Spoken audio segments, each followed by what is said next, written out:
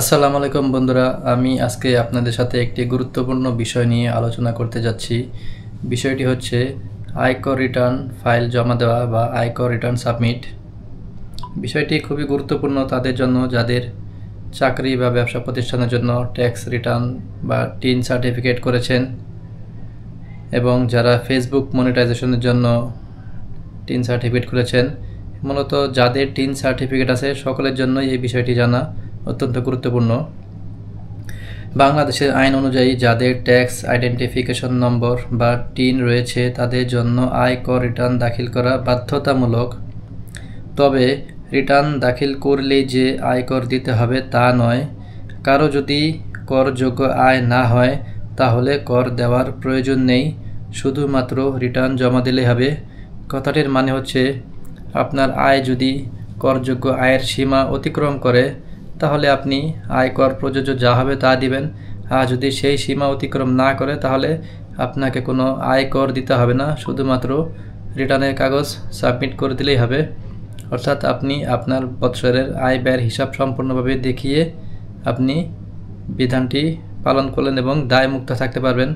আর যদি আপনি কোনোভাবে আয়কর না দিয়ে ফাঁকি দিয়ে বা অবহেলা করে রেখে দেন, পরবর্তীতে তা আপনার জন্য বিশাল বড় আকারে জরিমানা হবে এবং আপনি আইনের অনেক মার পেঁচে পড়ে যাবেন।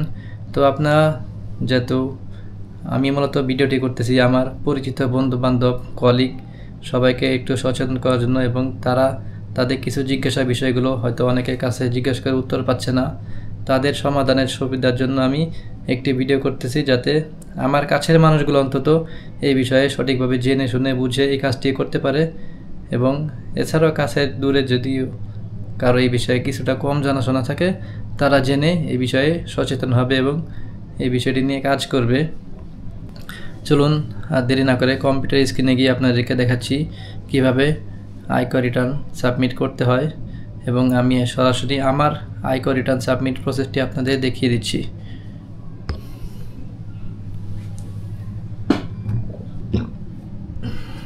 আয়কর রিটার্ন করার জন্য আমরা এখন চলে যাব কম্পিউটার স্ক্রিনের মধ্যে এবং সেখান থেকে সরাসরি A to Z সম্পূর্ণ প্রসেস আপনাদেরকে দেখাবো।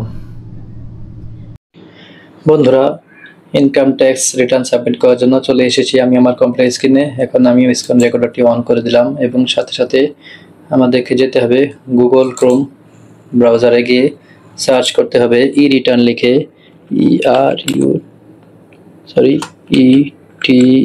ERN ই রিটার্ন লিখে টাইপ করলেই প্রথমে আপনি যে লিঙ্ক পাবেন সেটা চলে যাবেন এবং এই যে চলে এসেছি ই রিটার্ন, এবং আমরা এখনই চলে আসলাম ই রিটার্ন ওয়েবসাইটে। এখানে অনেকগুলো অপশন আছে, e TIN, e return, return verify, বিভিন্ন কিছু। আমরা আপাতত শুধুমাত্র এই অপশনটিতে ঢুকবো। ই রিটার্ন এখানে ক্লিক করতে হবে, ক্লিক করে I am already registered, I am not already registered. অর্থাৎ আপনার যদি এই সাইটে আগে থেকে অ্যাকাউন্ট থাকে তাহলে আপনি অলরেডি রেজিস্টার ক্লিক করবেন, আর অ্যাকাউন্ট করা না থাকলে একটি অ্যাকাউন্ট ক্রিয়েট করার জন্য নট রেজিস্টার দিয়ে করতে পারবেন। অবশ্যই আমার অ্যাকাউন্ট করা আছে যার জন্য আমি অলরেডি রেজিস্টার ক্লিক করেই ঢুকতে যাচ্ছি। এখানে আসার সাথে সাথে এই যে আমার টিন সার্টিফিকেট নাম্বার দেওয়া আছে এবং পাসওয়ার্ড অটোমেটিক বসানো আছে। তো আমি যেহেতু অ্যাকাউন্ট করা আছে তাই আমি শুধুমাত্র ক্যাপচাটি টাইপ করে ঢুকে যাব, XRP 7UR,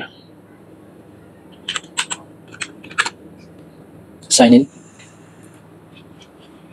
এই যে আমরা ই রিটার্নের ওয়েবসাইটের হোম পেজে চলে এসেছি। এখান থেকে আমরা ক্লিক করতে হবে রেগুলার ই রিটার্ন এই জায়গাটায়, এবং এরপর দেখুন এই যে আমরা চলে এসেছি অ্যাসেসমেন্ট ইনফরমেশন, মানে আমার জন্য কিছু তথ্য দিতে হবে। সেই তথ্যগুলো দেওয়ার জন্য সেলফ, মানে এখন এই যে রিটার্ন স্কিম, মানে কি ধরনের রিটার্ন, আগে ছিল নর্মাল এবং বিভিন্ন অপশন ছিল, এখন আর নাই, এখন শুধুমাত্র সেলফ, অর্থাৎ ব্যক্তিকে নিজ উদ্যোগেই নিজে রিটার্ন দিতে হবে। এখানে সেলফ ক্লিক করা যাচ্ছে। অ্যাসেসমেন্ট ইয়ার, মানে আমরা কোন ইনকাম ইয়ারের, অ্যাসেসমেন্ট ইয়ার মানে আমরা কোন বছর আয়কর দিচ্ছি 2025 থেকে 26 সালে, এবং ইনকাম ইয়ার ছিল 2024-25, 24-এর 1 জুন থেকে 25-30 জুলাই পর্যন্ত সময় আমার আয়ের উপরে আমি ইনকাম ট্যাক্স দেব। রেজিডেন্ট স্ট্যাটাস, মানে আমি দেশি নাকি বৈদেশিক, অর্থাৎ আমি দেশি নাগরিক, অর্থাৎ আমি রেজিডেন্ট ক্লিক করা আছে। ট্যাক্স এক্সাম্পটেড ইনকাম, আমার ট্যাক্স বহির্ভূত কোনো ইনকাম আছে কিনা, নো, তাই নো দেওয়া আছে। হেডস অফ ইনকাম, আমার ইনকামে মূল উৎস, তো আমার আপাতত দেওয়া আছে any taxable income in the income ইয়ার। আমার ইনকাম ইয়ারে যে সমস্ত ট্যাক্সেবল ইনকাম আছে, ইয়েস আছে। প্রথমেই দেওয়া আছে ইনকাম ফ্রম এমপ্লয়মেন্ট। হ্যাঁ, আমার চাকরিজীবীদের জন্য এই অপশনটি, মূলত যারা বিভিন্ন প্রতিষ্ঠানে চাকরি করেন তারা এখানে ক্লিক করবেন। নিচে এগুলো হচ্ছে ইনকাম ফ্রম রেন্ট, ভাড়া, কৃষি, ব্যবসা এবং অন্যান্য মূলধন বিষয়ক যা থাকে তা সেখানে ক্লিক করবেন। আমি যেহেতু চাকরিজীবী তাই এখানে ক্লিক করে পরবর্তী অপশন চলে যাচ্ছি, এই কন্টিনিউ। দেন দ্বিতীয় পেজে আছে অ্যাডিশনাল ইনফরমেশন। এখানেও আপনি কোন অঞ্চলে থাকেন অর্থাৎ সেই লোকেশনটি সিলেক্ট করে দিতে হবে। লোকেশনের মধ্যে আমার দেওয়া আছে প্রথমে Dhaka north city corporation, Dhaka south city, অর্থাৎ ঢাকাকে সিটিকে দুইটি সিটি কর্পোরেশন ভাগ করা আছে, উত্তর অথবা দক্ষিণ। আপনি যেটা হবেন সেটা সিলেক্ট করবেন। আর তাছাড়া যদি হয় চট্টগ্রাম, মানে এই তিনটা সিটির জন্য আয়করে মিনিমাম লেভেল হচ্ছে 5,000 টাকা, অর্থাৎ আপনি সর্বনিম্ন হলেও আপনাকে 5,000 টাকা ইনকাম ট্যাক্স দিতেই হবে। আর আদার সিটি কর্পোরেশন গাজীপুর বা অন্যান্য জায়গা হলে 4,000, এবং অন্যান্য ইউনিয়ন পরিষদ পর্যায়ে হয়তো এরকমই। তবে সামনের বছর অর্থাৎ আমরা এই বছর আয়কর দেওয়ার পরবর্তী বছর থেকে যে ইনকাম ট্যাক্স দিব সেখানেও সবাইকেই সমানভাবে 5,000 টাকা ইনকাম ট্যাক্স, মিনিমাম ট্যাক্স এটা দিতে হবে।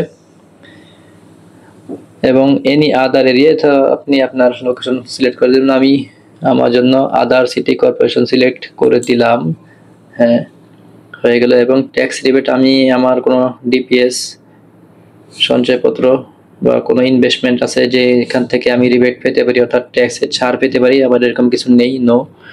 এবং এগুলো হচ্ছে গ্রস ওয়েলথ ওভার 50 লাখ, মানে 50 লাখ টাকার উপর সম্পদ থাকলে ইয়েস, নো। আমার যেহেতু নাই, ওন মোটরকার, নিজস্ব মোটরকার নাই, অফশোর প্রপার্টি এর বাইরে কোনো সম্পত্তি নাই, শেয়ার হোল্ডার, ডিরেক্টর অফ কোম্পানির সাথে কোনো শেয়ার হোল্ডার নাই, হ্যাভ এ হাউস প্রপার্টি, কোনো বড় ধরনের বাসা বাড়িও নাই। সুন্দর সুন্দর অনেক কিছু লিখে রেখেছে, থাকলে ভালোই হতো। IT 10B may not be mandatory, এটা তো আবশ্যক নয়, ইয়েস দিলেও ভালো, নো দিলেও সমস্যা নেই, তবে ইয়েস দেওয়াটাই সবাই বেশিরভাগ পজিটিভ, আমি ইয়েস দিয়ে কন্টিনিউ। দেন এখন আমরা চলে এসেছি ফাইনাল বা মূল পেজে, যে এইখান থেকে আমার সবকিছু আয় ব্যয়ের হিসাবে বিবরণী তুলে ধরতে হবে। এই যে এখানে প্রথমে দেওয়া আছে নবনেট ইন্ডাস্ট্রিজ, অর্থাৎ আমার যেই প্রতিষ্ঠানে চাকরি করি তার নাম। এখানে সবগুলো ঘর আমি সুন্দরভাবে পূরণ করে রেখেছি আগে থেকেই। এই যে আমার গত বছরের বেসিক স্যালারি অ্যামাউন্ট 3,22,000, বাসা ভাড়া 1,61,000, মেডিকেল অ্যালাউন্স 32,000, কনভেন্স অ্যালাউন্স 21,000, উৎসব বোনাস 53,000, এরিয়া সেলাই 9,000, এবং সেই সাথে ইন্টেনসিভ মানে উৎসাহ বোনাস 57,000। বিভিন্ন খাতে যত আয় আছে সবগুলো আমি এখানে বসিয়ে দিয়েছি। দেওয়ার পরে আরেকটা আছে এমপ্লয়মেন্ট সামারি, মানে এখানে সামারি সারাংশ আকারে দেখানোর জন্য। আরও যদি কোনো বিস্তারিত তথ্য লেখার দরকার থাকে বা চেক করার দরকার থাকে এখান থেকে আমরা চেক করতে পারবো। যাই হোক, তো আমরা আপাতত এই পেজের কাজ শেষ। তারপর আমি চলে গেলাম কন্টিনিউ দিয়ে পরবর্তী পেজে। এই যে এখন আমরা আছি এক্সপেন্ডিচার, মানে কোথায় কোথায় আমার ব্যয় আছে, এই ব্যয় খাতগুলো এখানে দেখাতে হবে। এই যে expenses of food, clothing and others, অত্যাবশ্যকীয় খরচ যেগুলো আছে সব কিছু মিলে আমি গত বছর দেখেছি 1,80,000 টাকা। অ্যাকোমোডেশন এক্সপেন্সেস, থাকা বা বসবাস, জীবন ধারণের জন্য যে সমস্ত খরচ তার জন্য লেগেছে 1,32,000। সেই সাথে অটো ট্রান্সপোর্ট মানে ভেহিক্যাল, যাদের গাড়ি আছে, গাড়ির ড্রাইভারের বেতন দিতে হয় তাদের জন্য এই অপশনটি। হাউস হোল্ড এবং বাসা বাড়ির বিভিন্ন রকম ইউটিলিটি, গ্যাস, এইসব বিলের জন্য এই ঘরটি। এডুকেশনাল এক্সপেন্সেস, আপনার পরিবার সন্তানদের জন্য পড়াশোনা বাবদ যদি কিছু খরচ করে থাকেন সেই খরচটি এখানে দেখাবেন। গত বছর এখানে যে আমার ছেলে ভর্তি বাবদ, পড়াশোনা বাবদ এই টাকাটা খরচ হয়েছে আমি দেখাচ্ছি। Festival and other special expenses, বিভিন্ন রকম উৎসাহ, ঈদ, পার্টি, প্রোগ্রাম, পারিবারিক অনুষ্ঠান থাকলে সেই ক্ষেত্রে কী পরিমাণ খরচ সেগুলো দেখাতে পারেন। যাই হোক, এখানে বিভিন্ন রকম খরচের উৎস দেখানো আছে, আপনি অবশ্যই খুব সুন্দরভাবে দেখে শুনে এগুলো পূরণ করবেন। দেন আমরা চলে যাচ্ছি পরের পেজে। এখানে দেখা যাচ্ছে আমার গত বছর ইনকাম 6,46,000 টাকার মতো, ইনকাম না খরচের পরিমাণ, দুঃখিত। যাই হোক, তাই আমি আপাতত সেভ করলাম, বিষয়টি সেভ করে রেখে সেভ এন্ড কন্টিনিউ দিয়ে পরবর্তী পেজে চলে যাচ্ছি। এখানে আসার পর দেখতে পাচ্ছি অ্যাসেটস এন্ড লায়াবিলিটিস, মানে আমার কি কি সম্পদ এবং দায় আছে, অর্থাৎ আমি সম্পদের পাশাপাশি আমার কোনো লোন বা কোনো কিছু কারো কাছে দায়বদ্ধ আছে কিনা সমস্ত কিছু হিসাব এই পেজে দিতে হবে। এখানে দেওয়ার ক্ষেত্রে এই যে প্রথমে আছে অ্যাসেটস, আপনার কি কি সম্পদ, লায়াবিলিটি এবং দায়ের জায়গায় আমার কাছে কেউ কি পাবে বা কোনো ব্যাংকের লোন আছে কিনা, বিভিন্ন কিছু সবকিছু খুঁটিনাটি এখানে উল্লেখ করে দিবেন।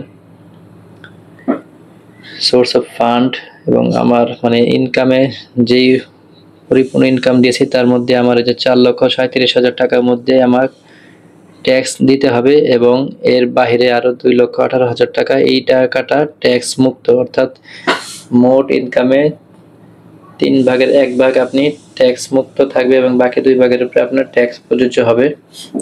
যাই হোক, তারপরে হচ্ছে net wealth of previous income ইয়ার, এটা হচ্ছে গুরুত্বপূর্ণ যে দুটা ডকুমেন্ট আমি নিয়েছিলাম তার মধ্যে থেকে এখানে নেট ওয়েলথের একটা পরিমাণ আছে সেটা বসাই দিতে হবে। তো আমি এখন সেই ডকুমেন্টটা দেখে এটা বসাচ্ছি। আমার সেই গত বছরের ইনকাম ট্যাক্স সার্টিফিকেটে নেট ওয়েলথের পরিমাণ দেখানো আছে 17,55,465। ও বাবার এত টাকা! এটা যেভাবে দেওয়া আছে সেভাবে বসিয়ে দিলাম 17,55,665,400, ঠিক আছে। এই যে সবকিছু মোটামুটি সবকিছু চেক করার পরে এখন আমার সমস্ত কিছু হিসাব কিতাব করা শেষ প্রায়। এখানে ইচ্ছে করলে যে আমার নন এগ্রিকালচার প্রপার্টি নেই, এগ্রিকালচার প্রপার্টিও নেই, ফাইন্যান্সিয়াল অ্যাসেটস নেই, মোটর কার তো নেই, গোল্ড মোল্ড যা আছে আমার না সব যার তার আমার বউয়ের আয়কর ইনকাম হলে তাকটা দেখাতাম। ফার্নিচার এন্ড ইকুইপমেন্টস, এখানে ইচ্ছা করলে কিছু ফার্নিচার, ফ্রিজ, টিভি, আলমারি যাই হোক যেগুলো যা আছে এগুলো উল্লেখ করে দিতে পারেন। থাক, আপাতত ঝামেলা দিচ্ছি না এত কিছু। তো একে একে যা যা পূরণ করা সব পূরণ করে আমরা চলে আসলাম এই যে সামারি। এই সামারি দেখে আপনাকে আপনার ডিফারেন্সের পরিমাণ 0 বানাতে হবে, অর্থাৎ আপনার আয়ের সাথে ব্যয় সামঞ্জস্য সমস্ত কিছু হিসাব মিলিয়ে দেখতে হবে যেন আপনার ডিফারেন্স 0 আসে। তাহলে আপনি আপনার আয়কর রিটার্ন সাবমিট করতে পারবেন, তা না হলে এই রিটার্নের মধ্যে জটিলতা থেকে যাবে এবং আপনার ফর্মটি অডিটের জন্য পড়তে পারে। আমি আমার ডিফারেন্সের থাকা টাকার পরিমাণ ক্যাশ ইন হ্যান্ডের ঘরে বসিয়ে দিয়ে ডিফারেন্স 0 বানিয়ে এখন পরবর্তী ধাপে চলে যাচ্ছি। এরপর আমরা চলে আসলাম ট্যাক্স অ্যান্ড পেমেন্টের ঘরে। এই ঘরে আপনি আপনার সমস্ত আয় ব্যয়ের হিসাব দেখবেন, সুন্দরভাবে গুছিয়ে দেওয়া আছে এবং এখান থেকে আপনি দেখতে পারবেন আপনার টোটাল কত কি পরিমাণ ইনকাম ট্যাক্স দিতে হবে এবং কি পরিমাণ ইনকাম ট্যাক্স আপনার আগে দেওয়া আছে, যদি দেওয়া থাকে সেগুলো বাদে কত টাকা অবশিষ্ট দিতে হবে তা দেখে নেবেন। দেখে সেই টাকাটুকু অর্থাৎ অবশিষ্ট টাকাটুকু শুধুমাত্র বিকাশের মাধ্যমে অনলাইনে পেমেন্ট করতে পারবেন। বিকাশ ছাড়াও আপনার ব্যাংকিং কার্ডের মাধ্যমেও পেমেন্ট করা যাবে। আমার মোট আয়ের ইনকাম ট্যাক্স পরিমাণ এসেছিল 4,386 টাকার মতো। এর মধ্যে আমার বিগত বছরে 4,000 টাকা কেটে নিয়েছিল এবং এখন শুধুমাত্র 386 টাকার মতো অবশিষ্ট রয়েছে এবং এই টাকাটা আমি অনলাইনে বিকাশের মাধ্যমে পেমেন্ট করে দেব, দিয়ে আমি আমার ইনকাম রিটার্নটি সাবমিট করে দেব। তো এই অংশটুকু আমি একটু স্পিডে দেখাচ্ছি, ইতিমধ্যে ভিডিওটা অনেক বড় হয়ে গেছে, আশা করি আপনাদের খুব কাজে লাগবে। তো বন্ধুরা, আপনাদের যাদের বাৎসরিক ইনকাম 3.5 লাখ টাকার উপরে তাদেরকে অবশ্যই ইনকাম সাবমিট করতে হবে, মানে আয়কর দিতে হবে।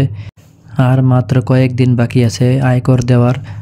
আগামী 30শে নভেম্বরের মধ্যে আয়কর রিটার্ন সাবমিট করতে হবে, তা না হলে আপনি আয়কর খেলাপির মধ্যে পড়ে যাবেন এবং আপনার ফাইল অডিটে পড়বে এবং জরিমানার বিধান আপনার উপর আরোপিত হবে। সব কিছু মিলিয়ে এগুলো একটু ঝামেলায় মনে হয়, তবে প্রথম একবার করতে পারলে পরবর্তীতে আর ঝামেলা হবে না এবং অবশ্যই আপনার এই বিষয়ে অবগত হয়ে এই কাজটি সম্পন্ন করতেই হবে, তা না হলে আপনি আয়কর তো দিবেনই, সেই সাথে জরিমানা সহ আদায় করা হবে। তো বন্ধুরা, কেমন লাগলো অবশ্যই জানাবেন এবং যার অবশ্যই খুবই দরকার অবশ্যই একান্তে আমার সাথে যোগাযোগ করতে পারেন, কোনো রকম হেল্প এবং সহযোগিতা করতে পারি কিনা। যারা কষ্ট করে এই পর্যন্ত ভিডিওটি দেখেছেন তাদেরকে অবশ্যই ধন্যবাদ।